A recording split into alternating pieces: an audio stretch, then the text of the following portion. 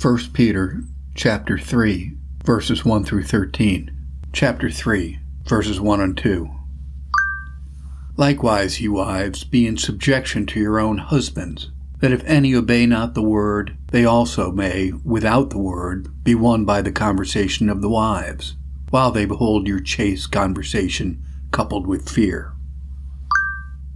Burkett notes, our apostle, having in the foregoing chapter entered upon an exhortation to the practice of relative duties, particularly of subjects towards their rulers and of servants toward their masters, he continues here his exhortation to husbands and wives in the former part of this chapter, beginning first with the wives' duty, as did St. Paul in all his epistles, because their duty of subjection is the most hard and difficult duty.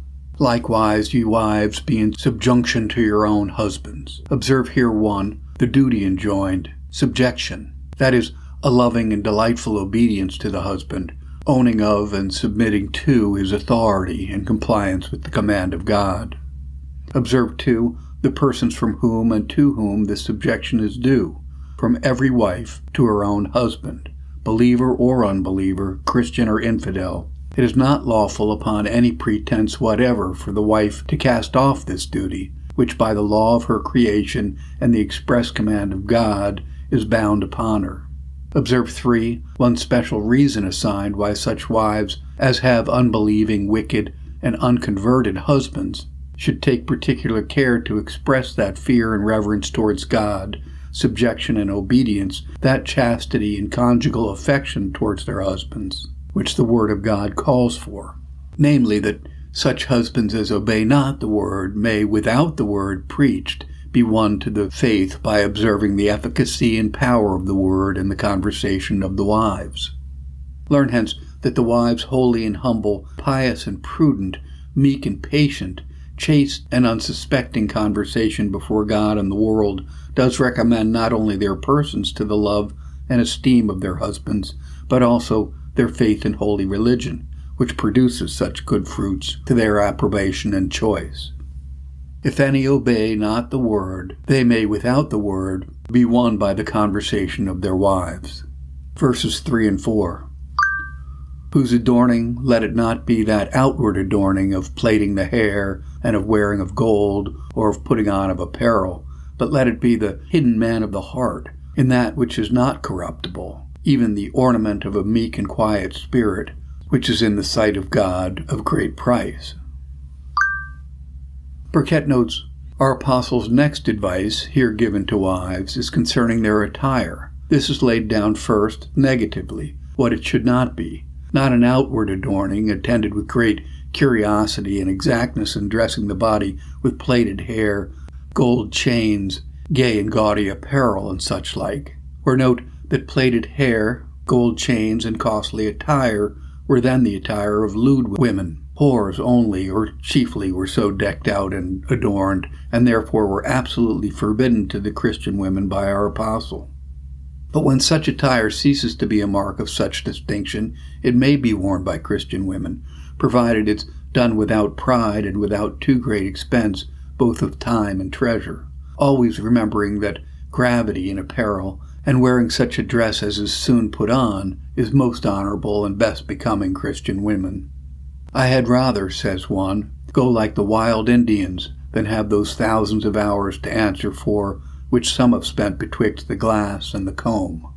Observe here that this text does not absolutely forbid the wearing of ornamental or costly apparel by such persons whose quality will answer it, but only forbids pride and vanity, affectation and ostentation in the wearing of them. It's not only lawful to cover the body, but to adorn the body. Abraham had never sent earrings and bracelets to Rebekah had they been sinful in their use. To wear such things beyond our purse and place, and to make ourselves or others poor by making ourselves fine, is very sinful, but otherwise lawful. Observe next our apostle's affirmative precept for the women's adoring, with the reasons of it, verse 4. But let it be the hidden man of the heart, etc. Where note 1, what must be apparelled and adorned, the hidden man of the heart, that is, the soul, which wants both covering and adorning, as well as the body, sin having made both naked to their shame. Note 2. With what the hidden man of the heart must be apparelled, not with fine clothes, they will not cover a naked soul, but with the sanctifying graces of the Spirit of God, with humility and meekness, with piety and prudence, which ornaments will never wax old, nor grow out of fashion, as others do, and are also of precious esteem with God himself. They are, in the sight of God, of great price. These virtues are in themselves, and render the possessors of them truly valuable in the sight and esteem of God. Upon the whole, then, it evidently appears that the negation here is not absolute but comparative, as if the apostle had said, God will have the hidden man of your heart adorned with grace, and delights more to see that than your body adorned with precious jewels and costly apparel. And accordingly, if women affect finery and would appear beautiful, let them choose the best ornaments, those of the mind and heart, which will attract the eye of God towards them, rather than those external ones which serve only to draw man's eye to an admiration of them. Verses 5 and 6. For after this manner in the old time the holy women also, who trusted in God, adorned themselves, being in subjection unto their own husbands, even as Sarah obeyed Abraham, calling him Lord, whose daughters ye are, as long as ye do well, and are not afraid with any amazement.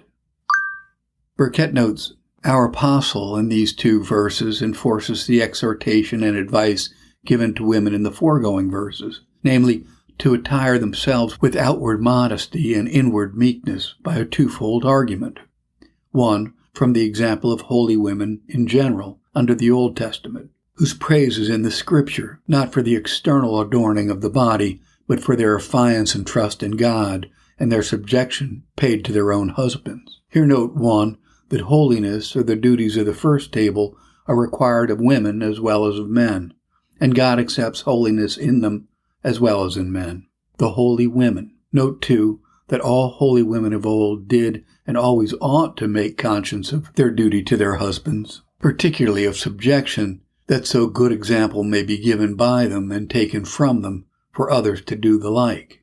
The virtue of good example is lasting. It may do good many years after the example is given. The example of these holy women had a fresh power to do good many thousand years after it was given, and will still have to the world's end. 1. Another argument is taken from the example of Sarah, who meekly obeyed Abraham, acknowledging him to be her Lord, the daughters of whose faith and the heirs of whose blessings such wives will appear and prove themselves to be who do as Sarah did, not suffering themselves by any fears or terrors to be diverted from, nor by any fits of passion and grief to be disturbed in the performance of that duty which God requires and the husband expects, even as Sarah obeyed Abraham, calling him Lord. Observe here, 1, that the faithful practice and conscientious discharge of domestic and relative duties is much taken notice of by God, and had in remembrance with him, particularly the wife's duty, faithfully discharged to the froward husband, is and shall be had in everlasting remembrance with God.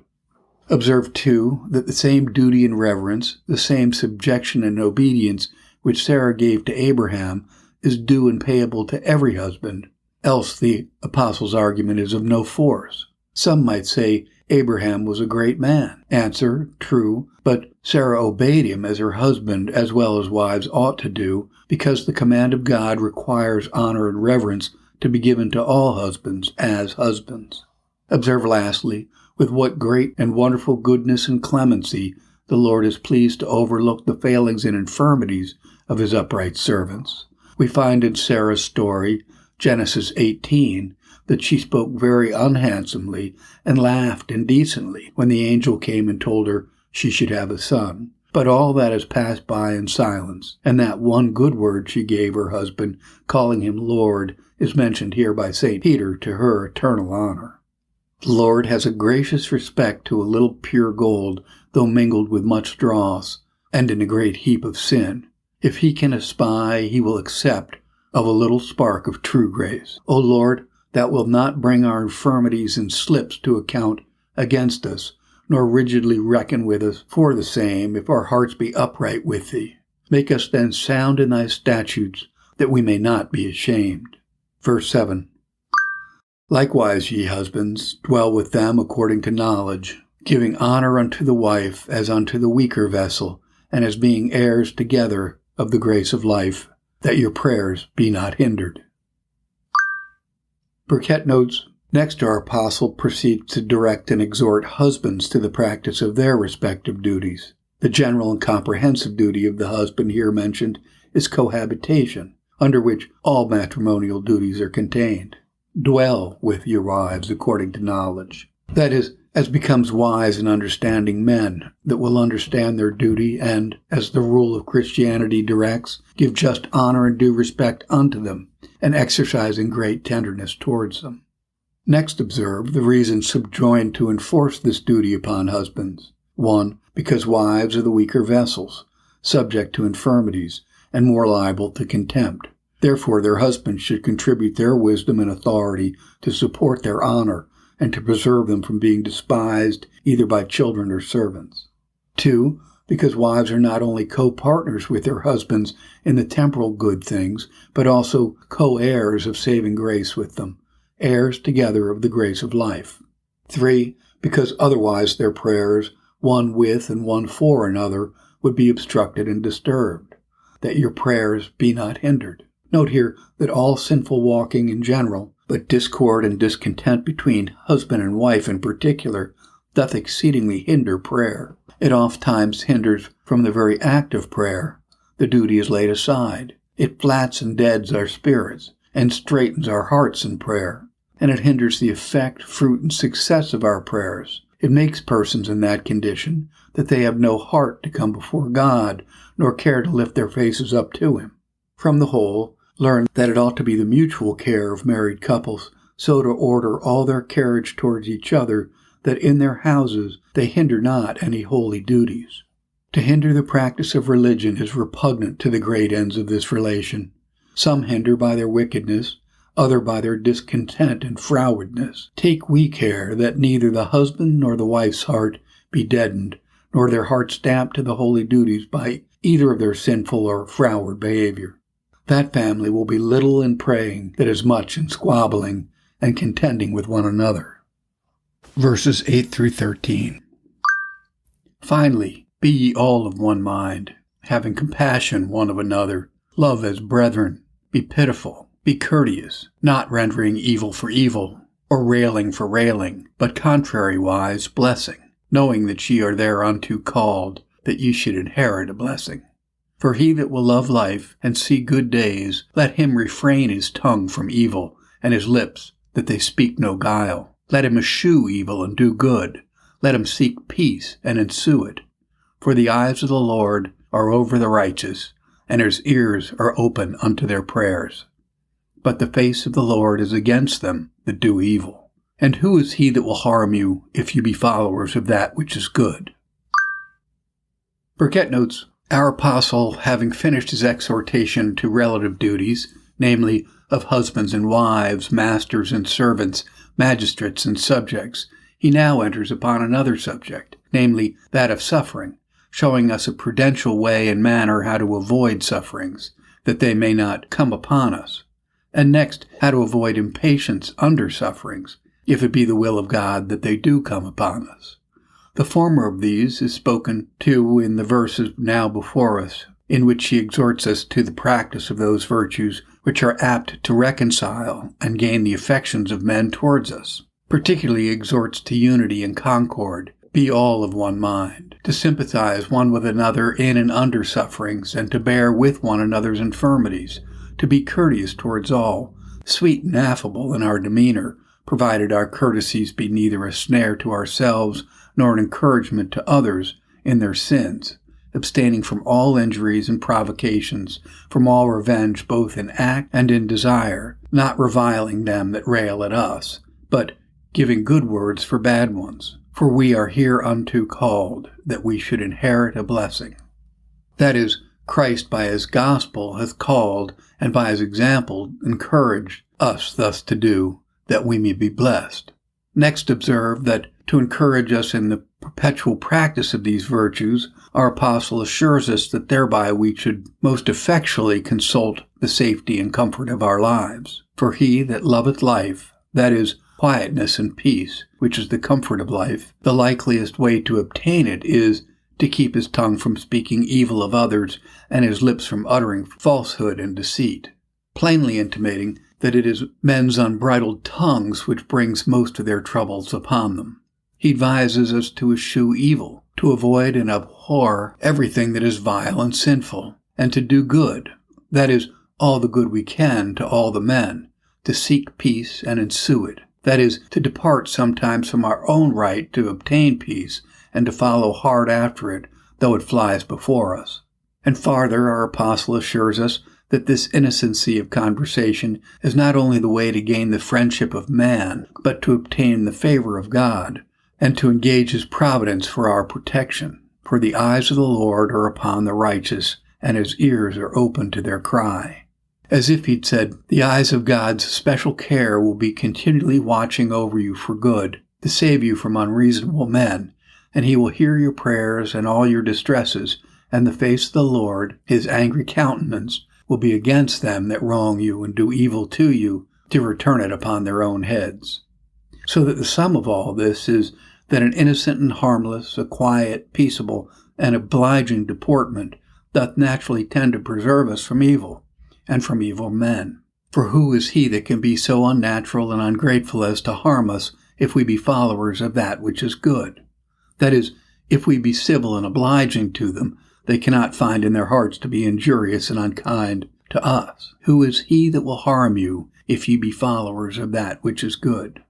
Here note that the apostle does not absolutely say none will harm us, but he speaks of it as so very unreasonable and improbable a thing that we may presume it will not ordinarily and often happen.